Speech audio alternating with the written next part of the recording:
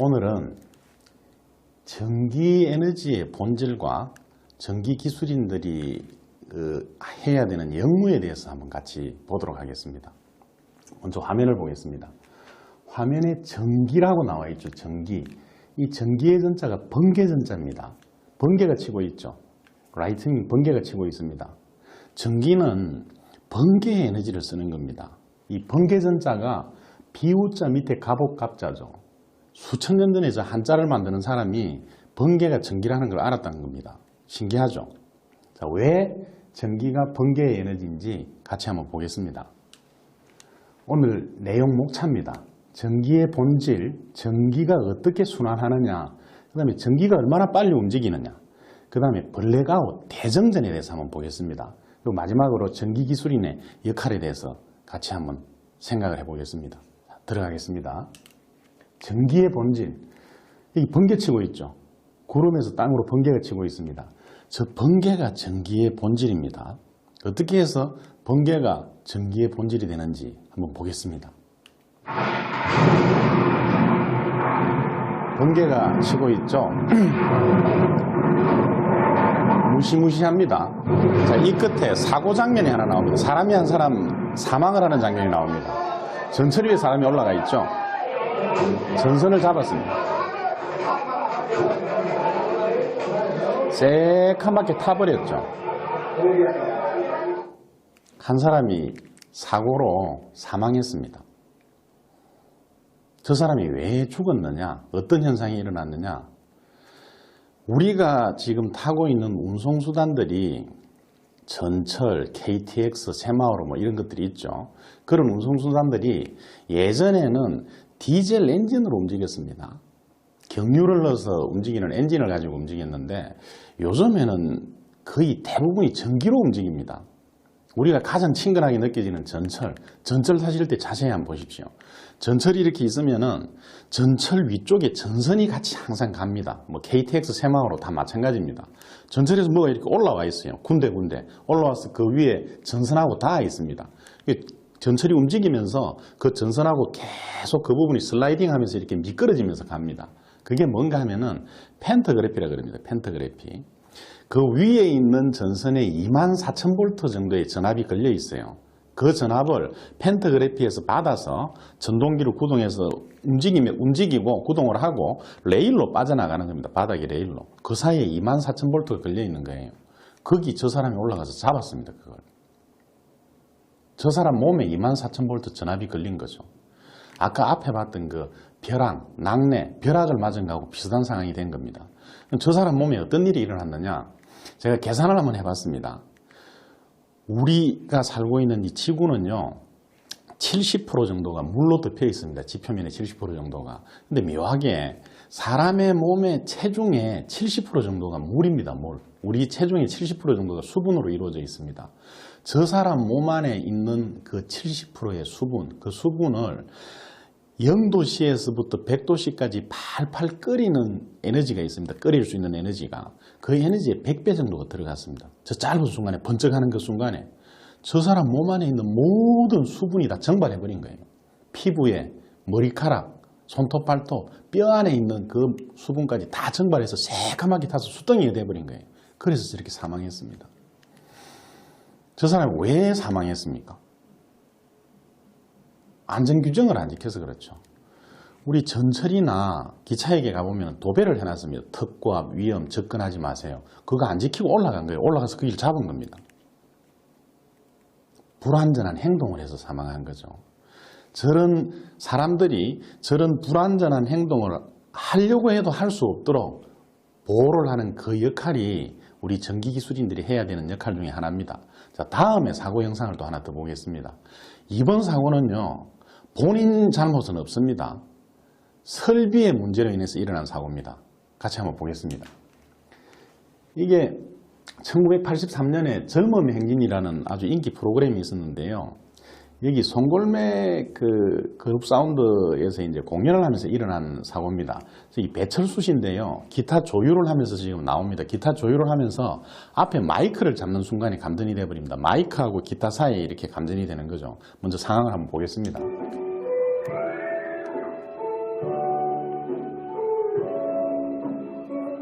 생방송 중에 일어난 일입니다. 이때 송승환 씨가 사회를 봤는데 뛰어나옵니다.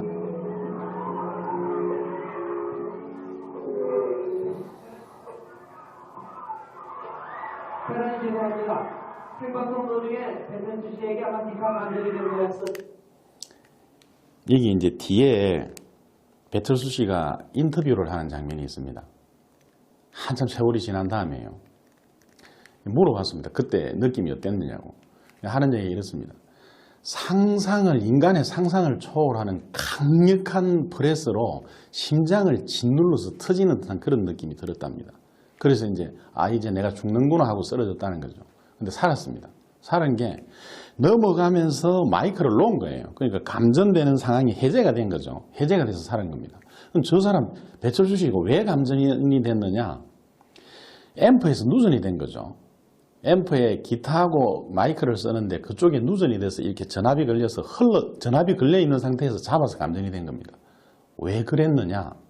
설비가 불안정해서 그렇습니다. 그 앰프에 접지를 설치를 하고 보호접지를 설치를 하고 누전 차단기를 설치해뒀으면 저런 일이 안 일어납니다. 즉은 그 설비를 한 사람의 잘못으로 사고를 당한 겁니다. 불안전한 상태였죠. 우리 전기기술자가 해야 되는 일은 저런 불안전한 상태로 인해 가지고 사람이 전기에 감전이 되거나 사고가 나는 것을 예방하고 보호를 해야 되는 그런 역할이 전기기술인들이 해야 되는 큰任務 중에 하나입니다. 자, 그걸 생각하면서 계속 가보겠습니다. 사람한테는요, 이 감전이 됐을 때 치명적인 그 인체의 반응이 일어납니다. 근육이 마비되고 심장마비가 유발됩니다. 그 치명적인 감전이 되는 에너지의 크기가 어느 정도 되느냐? 미국의 달지엘이라는 사람이 실험을 했습니다. 많은 실험을 해서 나오는 이제 결과식입니다. 사람의 몸에 3.264 칼로리 정도의 전기 에너지가 통전이 되면은 사망할 수 있다는 거예요. 저 에너지 양이 어느 정도 되느냐? 비교를 해드리겠습니다. 우리가 마시는 커피 있죠? 저 커피 한 잔의 칼로리가 50kcal 정도 됩니다. 커피 한 잔 칼로리의 15,000분의 1입니다. 아주 미미한 에너지입니다. 저런 미미한 에너지에 감전이 됐을 때 사람이 죽을 수 있다는 거예요. 그만큼 인체는 감전에 취약합니다. 그래서 우리가 감전보호용 누전 차단기를 30mA 0.03초로 규정하고 있죠. 30mA가 사람한테 통전이 돼서 0.03초가 지나면은 치명적인 데미지를 입을 수 있기 때문에 저 기준으로 규정을 해서 강제하고 있는 겁니다. 물론 안전율을 조금 준 그 값이긴 합니다. 재세동기라는 게 있습니다. 재세동기. 우리가 주변에서 흔히 볼 수 있죠. 전기충격기, 심장 전기충격기라 그러죠. 저게 뭐냐? 사람이 감전이 되면은요, 심장마비가 옵니다. 심장마비. 그걸 심실세동이라 그럽니다. 우리 심장이 정상적인 경우에는 1분당에 70회 정도 이렇게 박동을 합니다. 펌핑을 합니다. 펌핑을. 혈액을 펌핑하는 게 심장이죠. 그래서 폐에서 흡수한 산소, 간에서 합성을 한 영양분을 그 혈액에 실어서 온몸으로 동맥, 정맥으로 순환을 시키는 겁니다. 그래서 몸이 사는 거죠. 몸을 살리는 거죠. 근데 저렇게 감전이 돼서 세동이 일어나면요, 심실세동이 일어나면 뜹니다, 이 심장이. 1분당에 300회에서 600회 정도 가늘게 뜹니다. 엄청나게 빨리 부르르 진동을 하는 거예요. 근데 펌핑을 못 합니다. 원사이클로 펌핑을 못 합니다. 그냥 떨고 있는 거예요. 그러니까 혈액순환이 안 되는 거죠. 어떻게 되겠습니까? 혈액순환이 안 되면 산소 공급을 못 하죠. 질식사 하는 겁니다. 질식사. 사람이 뇌에 산소 공급이 4분 정도만 안 돼도 이제 뇌가 죽기 시작합니다. 그렇게 해서 질식사 하는 겁니다. 그래서 감전사고가 일어나면요, 그 사람을 살핍니다. 출혈이 있는지, 골절이 있는지, 심장 박동 상태가 어떤지, 호흡이 있는지 살펴보고 빨리 CPR을 실시해야 됩니다. 인공호흡을 해서 그 호흡을 되돌려놓고 심장이 다시 정상 상태로 회복이 되도록 해줘야 됩니다. 그렇게 하고 빨리 병원으로 옮겨야 됩니다. 왜냐하면 전기에 감전됐을 때는 겉으로 보기는 멀쩡해도 내부로 전기가 흐르면서 혈관이 상할 수 있습니다. 혈관이. 그래서 그 혈관이 데미지를 입은 혈관이 터져버리면 동맥 파열이 됩니다. 그래서 쇼크를 받아서 사망할 수 있습니다. 그래서 전기에 감전된 그 사고자는 빨리 전문 병원으로 옮겨가지고 전문 치료를 받아야 회복을 할 수 있습니다. 계속 가보겠습니다. 자, 감전에 대해서 조금만 더 말씀드리겠습니다. 감전의 형태가 제일 맨 처음에 보는 것처럼 전선과 전선 사이를 잡아서 저렇게 감전되는 경우가 있습니다. 그 다음에 한 전선을 잡아서 거기서 몸으로 통전돼서 대지로 이렇게 흘러나가면서 감전되는 경우가 있습니다. 그 다음에 전기기기 중에서 전기를 쓰는 기기가 누전이 돼서 거기를 접촉해서 이렇게 감전이 되는 경우가 있죠. 이 세 경우가 이제 저압에 감전되는 경우입니다. 저렇게 저압에 감전되면 어떻게 되느냐? 감전이 돼본 사람들이 대부분 하는 얘기가 공통적입니다. 끌어당긴다 그럽니다. 손으로 이렇게 잡았으면은 손을 내가 놓으려고 해도 나아지지 않고 더 세게 잡으면서 내 몸을 이렇게 그쪽으로 끌어당긴다는 얘기를 합니다. 왜 그렇느냐? 우리 몸은요, 일종의 생체 로봇입니다. 생체 로봇. 제가 이렇게 몸을 움직이고 말을 할 수 있는 거는 그 머리에서 그렇게 생각을 할 때 그 순간 동시에 신경을 통해서 전기 신호가 갑니다. 전기 신호가 가서 제가 팔을 이렇게 움직일 때는 이쪽이 2도 바꾸는 수축을 하고 3도 바꾸는 이완을 하도록 이렇게 하는 거죠. 몸이 움직이는 모든 메커니즘이 그렇습니다. 그 전기 신호가 뭐냐? 우리가 어떤 의학 드라마에 보면 이렇게 뇌파가 보이죠. 화면에 이렇게 펄스파가 보이죠. 그게 전기입니다. 전기. 아주 미세한 전기입니다. 그 미세한 전기로 사람이 움직이는데 이렇게 감전이 돼버리면은 뇌에서 신경으로 보내는 전기 신호보다 훨씬 강한 신호가 흐르고 있는 거예요. 그 신경으로. 그래서 뇌에서 아무리 신호를 보내도 받아들이질 못합니다. 그래서 움직이질 못하는 겁니다. 그러면서 근육이 수축이 되니까 잡아당기는 것처럼 느껴지죠. 이렇게 수축이 되니까 내 의지하고 상관없이 더 세게 잡으면서 끌려가는 듯한 그런 느낌이 나는 겁니다. 그래서 옛날에 우리 뭐 검전기라든지 테스트기라든지 이런 게 잘 없을 때 전기를 하는 분들이 이런 행동을 했었죠. 참 지금 생각해보면 무지한 행동입니다. 전기가 살아있는지 죽었는지 이게 뭐 110V인지 220V인지 확인하려고 손으로 맛을 본 겁니다. 손을 대보는 거예요. 대보면 그 이제 느낌이 강도가 다르니까 손을 대면서 이제 그 선배들이 고참들이 이렇게 얘기합니다. 야, 이거 전기를 맛을 볼 때는 이렇게 건드리지 말고 손등으로 건드려, 손등으로. 그 얘기를 하는데 왜 그러느냐? 감전이 됐을 때 그 전기에 의해서 근육이 수축이 되니까 자동으로 떨어지는 거예요. 이쪽으로 잡으면은 잘못하면 붙들려 버릴 수 있으니까 이 손등으로 대라는 그런 얘기를 했던 거죠. 아주 옛날 일이고 요즘은 이제 검전기나 테스트기가 상용화가 됐죠. 검전기 가지고 찍어보면 됩니다. 검전기 가지고. 자, 이게 저압에 감전됐을 때의 어떤 그 성상인데 그러면 고압에 감전됐을 때는 어떻게 되느냐? 고압에 감전됐을 때는요. 튕겨납니다. 튕겨납니다. 끌어당기는 게 아니라 튕겨납니다. 밀어낸다는 그런 얘기들을 합니다. 고압에 봤던 그런 감전됐다가 살아난 사람들이 공통적으로 하는 이야기들이 그렇습니다. 왜 그렇게 밀려나는 느낌이 나느냐? 원리는 이렇습니다. 감전이 되면은 몸에 전기가 흐르면서 근육이 수축되는 건 똑같습니다. 근데 근육이 수축되는 것보다 고압의 감전이 되면 엄청나게 큰 대전류가 흐릅니다. 그 감전 부위로. 그 대전류가 흐르면서 열이 나겠죠. 열이 나면 물질이 팽창을 하죠. 우리 신체 조직도 팽창을 하는 겁니다. 열에 의해서. 팽창을 해서 그 팽창력으로 튕겨나 버리는 거예요. 이 뻥튀기하고 똑같습니다. 옛날 시장에 이런 뻥튀기를 많이 했었죠. 여기 이제 안에 뻥튀기 기기 안에 옥수수를 넣어서 계속 가열을 해서 열을 가합니다. 그 열을 축적을 한 다음에 이제 시간이 돼서 저 뚜껑을 열면은 그 열을 받은 깡냉이가 한꺼번에 확 팽창을 하면서 튀어나오는 거죠. 그 원리로 고압이나 특고에 감전이 되면 이렇게 튀어나오는 그런 느낌을 받는 겁니다. 이런 사고가 일어나지 않도록 안전조치를 하고 교육을 하고 하는 그런 것들이 우리 전기기술인들이 해야 될 역무 중에 하나입니다. 자, 감전에 대해서 이제 요만큼 살펴보고 계속 가보겠습니다. 그럼 전기에너지의 근원이 뭐냐?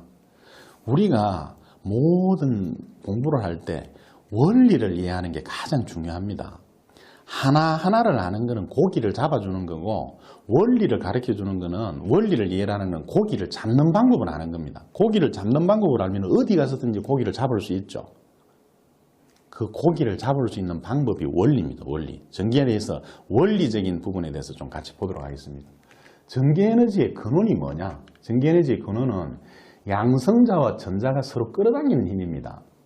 저걸 전기력이라 그러죠. 같은 극은 밀어내고 다른 극은 잡아당깁니다. 자석하고 똑같습니다. 자석이 같은 극은 끌어당기고 다른 극은 밀어내죠.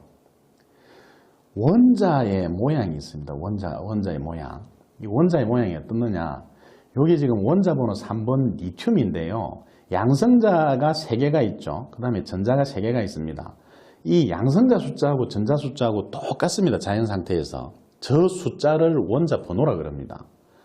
자연 상태에서 원자 번호 1번이 수소죠. 2번이 헬륨이고 3번이 리튬이고 4번이 베릴륨이고 이렇게 쭉 나갑니다. 이 자연 상태에서는 지금까지 발견된 원자는 118번까지 있습니다. 운운옥퓐이라 그러죠. 양성자 118개, 전자 118개가 있는 그 원소까지 발견이 됐습니다. 그 뒤에 원자 번호가 더 있는 건 전부 사람이 우리가 인위적으로, 인공적으로 합성을 한 원자입니다. 자, 자연 상태의 원자는 양성자와 전자의 숫자가 동일해서 정기적으로 중성 상태입니다. 플러스 전기하고 마이너스 전기하고 숫자가 똑같아서 정기적으로 중성 상태라는 겁니다. 자, 여기에 대해서 구체적으로 한번 보겠습니다. 전기 에너지의 근원은 양성자와 전자가 서로 끌어당기는 힘이라 그랬죠. 자, 리튬 원자 좀 크게 그랬습니다. 원자 핵에 양성자가 3개가 있죠. 그 주변에 전자가 3개가 있습니다. 정기적으로 중성입니다. 양성자 숫자하고 전자 숫자하고 플러스 전기, 마이너스 전기 숫자가 같아서 정기적으로 중성입니다. 여기서 어떤 일이 일어나느냐? 이 전자가 맨 바깥에 있는 전자가 이렇게 떨어져 나가는 일이 생깁니다. 여기서 재밌는 게 있는데요. 이 원자가 가지는 대부분의 질량은 원자 핵이 가지고 있습니다. 양성자와 중성자가 있는 저 원자 핵이 가지고 있고, 이 주변에 있는 전자는 거의 질량을 가지지 않습니다. 그런데 저 원자의 크기는 맨 바깥쪽에 있는 이 궤도에서 움직이고 있는 저 전자의 볼륨이 원자의 크기가 됩니다. 좀 더 알기 쉽게 비교를 하자면요. 잠실 운동장만한 그런 볼륨이 있는데 원자 핵의 크기가 어느 정도 되느냐? 그 운동장 가운데 축구공을 하나 놔둔 그 정도 크기가 원자 핵의 크기입니다. 그럼 맨 바깥에 돌고 있는 이 전자의 궤도는, 이 거리는 어느 정도 되느냐? 그 가운데 축구공에서 운동장 맨 바깥 트랙 정도의 거리가 됩니다. 그런데 이 원자의 크기는 맨 바깥 트랙을 돌고 있는 그 전자가 형성하고 있는 궤적의 크기가 원자의 크기가 됩니다. 사실 우리가 보고 있는 이 물질은 쪼개고 들어가서 아주 미시적으로 보면 텅 비어 있다는 거예요. 이 사이가 텅 비어 있으니까. 불교에서 색즉시공, 공즉시색 그런 얘기하죠. 그 의미가 이 의미입니다. 자, 계속 가보겠습니다. 이렇게 떨어졌습니다. 떨어지면 어떻게 되느냐? 이게 대전 상태가 되는 거예요, 이제.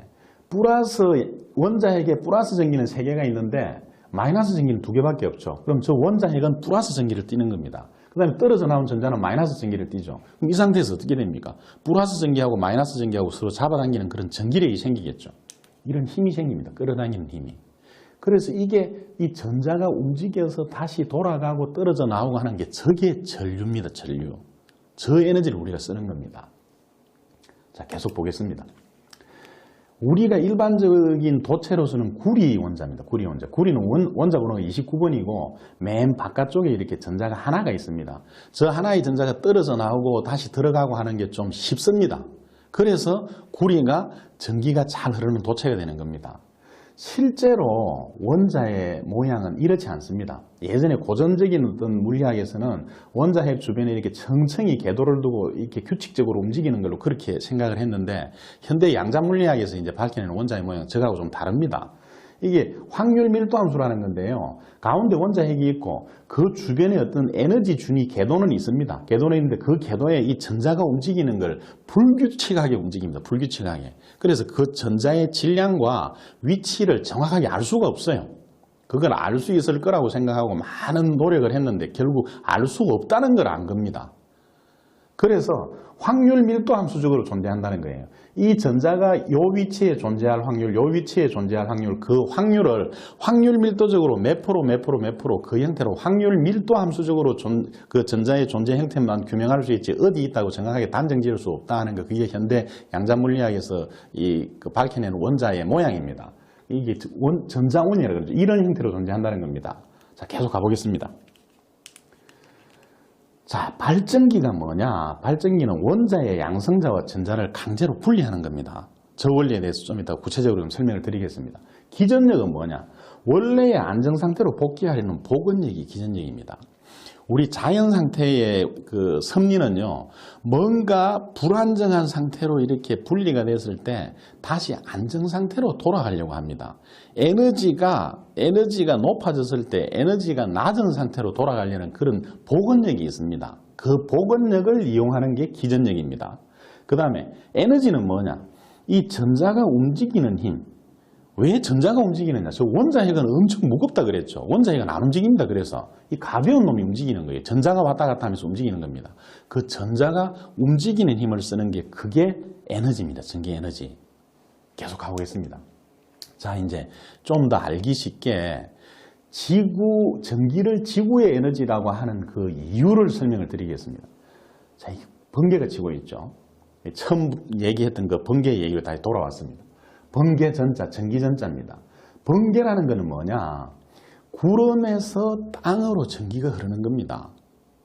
구름에서 땅으로 왜 전기가 흐르느냐? 구름이라는 게 뭡니까? 지표면에 있는 물이 태양의 복사열을 받아서 수증기가 돼서 하늘로 올라간 게 구름입니다. 근데 구름이 수증기가 올라가면서 무슨 행동을 하느냐? 무슨 현상이 일어나느냐? 지구에 있는 전기 중에서 저 까만 공이 그 양성자고 빨간 공이 전자라고 생각하십시오. 두 개 숫자가 똑같죠. 똑같은 상태에서 이렇게 전기적으로 결합이 되어 있었습니다. 근데 구름이 올라가면서 수증기가 올라가면서 지표면에 있는 전기 중에서 한 종류의 전기만 가지고 올라가 버리는 거예요. 대부분 마이너스 전기를 가지고 올라갑니다. 이 구름은 대부분 마이너스 전기로 대전되어 있습니다. 뭐 간혹 플러스 전기로 대전되어 있는 구름이 있기도 합니다. 그런데 어떻게 된 거냐? 이렇게 분리가 돼서 올라갔죠. 그러면 서로 잡아당기는 힘이 생기겠죠. 그 힘이 이 분리된 양에 비례해서 힘이 세집니다. 이게 전압이 생기는 거죠. 전압이. 플러스 전기, 마이너스 전기 서로 잡아당기는 힘이 점점점 세지는 거예요. 그래서 공기를 뚫고 흐를 수 있을 만큼 힘이 생겼을 때 공기를 뚫고 흘러버리는 거예요.